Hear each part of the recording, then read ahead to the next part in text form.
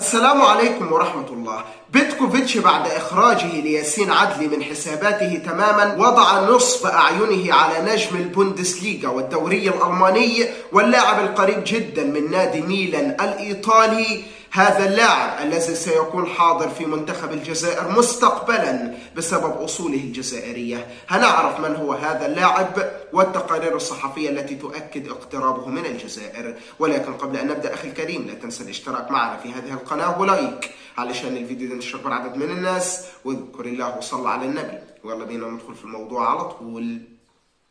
كما تحدث فلاديمير بيتكوفيتش في المؤتمر الصحفي عقب مباراة الجزائر وجنوب افريقيا عن اخراجه لياسين عدلي من حساباته تماما بسبب تفضيله ارتداء قميص الديوك المنتخب الفرنسي على قميص محارب الصحراء الجزائر.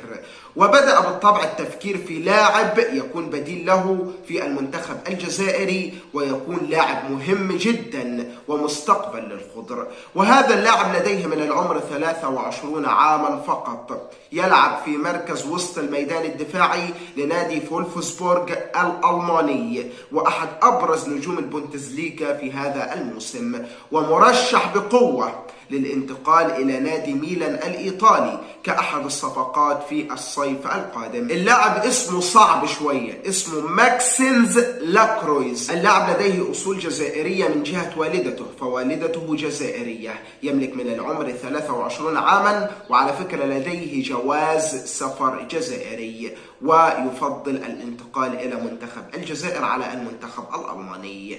شاركنا رأيك في الكومنتات أخي الكريم، هل سيكون هذا اللاعب مفيد للخضر إن كنت تتابعه؟ لايك واشتراك، والسلام عليكم ورحمة الله.